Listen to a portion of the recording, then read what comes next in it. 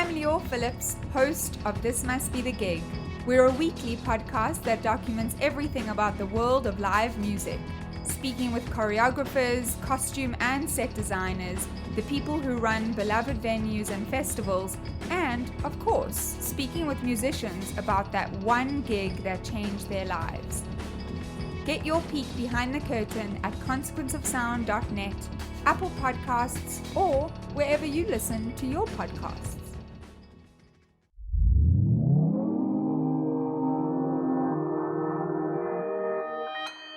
Consequence Podcast Network.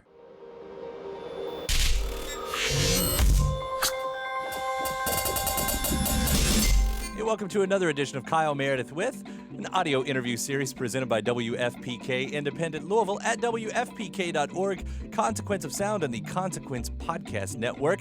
Before we get started, I hope you hit the subscribe button wherever you're listening from right now, whether that's YouTube, Spotify, or wherever you get your favorite podcasts from. Of course, if you're in podcast land, please give it a rating and a review as well.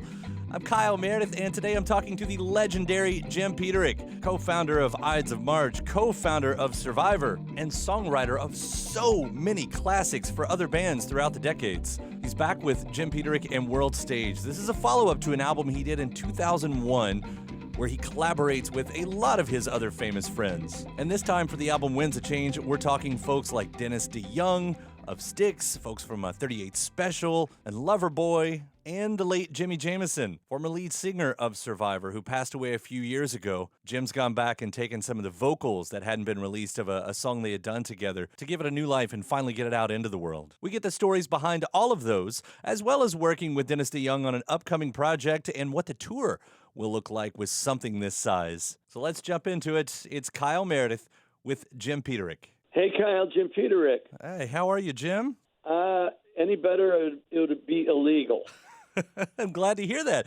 And I know that has something to do with a new record with the World Stage. Congratulations on Winds of Change, man. Thanks, Kyle. And that is one of the reasons I'm so stoked. And it's good to talk to you about this record because it was a labor of love, you know? The original idea, I mean, this is sort of the sequel, right? It stretches back to 2001. You know, it only took me almost 20 years to make another World Stage record.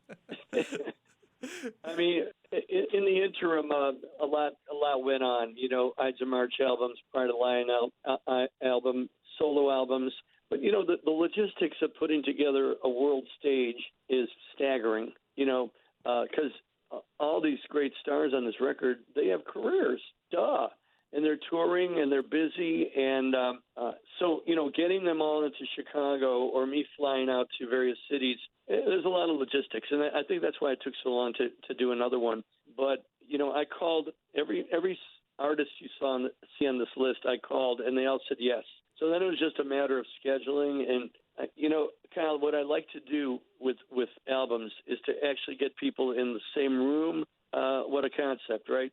And do the writing face to face and do the vocals right there, you know, instead of, you know, shifting digital files across the world.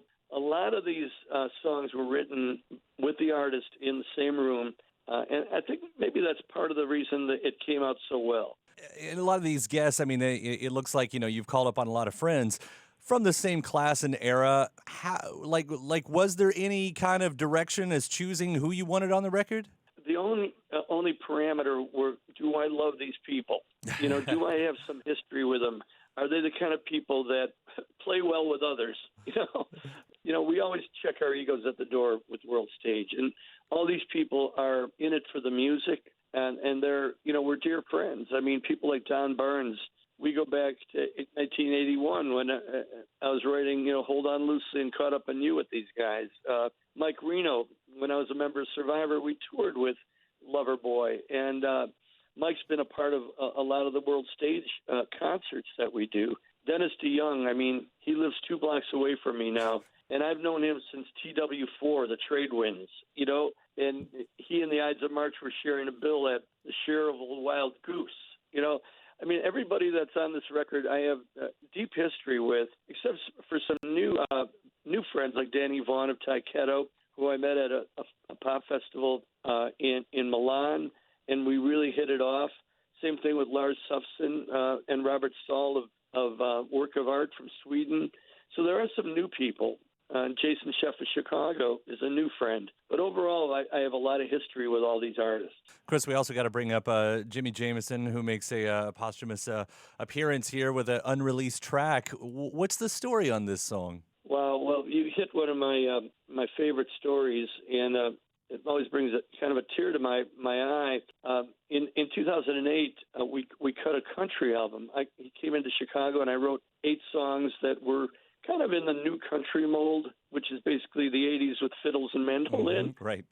And one of the songs really stood out in my mind. It was called Love You All Over the World. That album never got released because Serafino at Frontiers called me up just then and said that he wants me to produce and write a rock album for Jimmy. And that became a very successful album called Crossroads Moment. So this country album was shelved, but this one song kept haunting me. And I called up Jimi Jamison's family, and I said, would you mind if I take Jimmy's voice off this track and cut a new track around him? And they gave me their blessing. But what I didn't really realize is how emotional that would be. Once my engineer soloed up Jimmy's voice in the control room, and we heard that pristine, wonderful tenor that will never be with us again in the room, and we all had tears in our eyes as we cut this track. So it was very emotional, and I think it's perhaps one of my favorite tracks on the album, maybe because of the memories and Jimmy's legacy. It's a fantastic song. I mean, being able to kind of take it and work with it in such strict parameters like that, you did an outstanding job. Thank you. Yeah.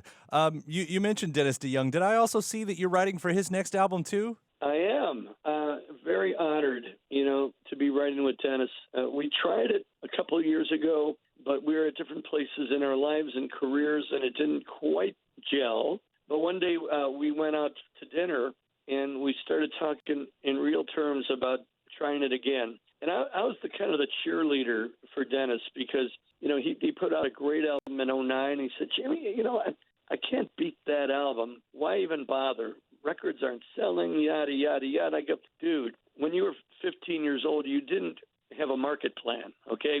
You did it because you loved music and you loved to perform. Do it for that. Do it for your fans. Do it for the loyal Styx fans. Give them that sound that you were so famous for.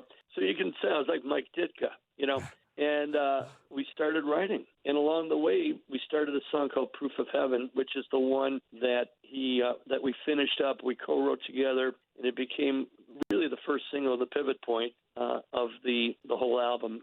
Very proud of that song. Are some of these folks going to be able to join you at some of the shows on tour? Is there a world stage tour? Well, it will be in 2020. Tours like this take a long time to coordinate. If I thought the logistics of an album were hard, putting one on the road is even harder. But, obviously it'll be a different lineup with every show depending on people's availability. But we are planning a tour in 2020. Awesome. Well, I look forward to that. Jim, it really is a pleasure talking to you. Congratulations on this world stage. Wind of Change is another fine mark and a pretty excellent career that you've had. Thank you, Kyle. Thanks for having me on, and thanks for listening to the record. Anytime, man. Take care. Rock on. And a big thanks to Jim Peterik. The new and world stage record, Winds of Change, is out now. Hey, don't forget before you get out of here to hit that subscribe button. Hopefully you've made it this far and you've enjoyed what you've heard. We put out interviews every Monday, Wednesday, and Friday over at Consequence of Sound. I'd love to keep you up to date on all of those. Again, you can subscribe anywhere you get your favorite podcasts from, like iTunes and Apple Podcasts, Spotify, or YouTube. And after that, head to WFPK.org, where I do a show every Monday through Friday at 6 p.m. Eastern, where you can also find some bonus episodes of this series. ConsequenceOfSound.net has your music and film news. You can find me at Twitter at Kyle Meredith and Facebook /Kyle Meredith. And that does it for another edition. I'm Kyle Meredith. I'll see you next time.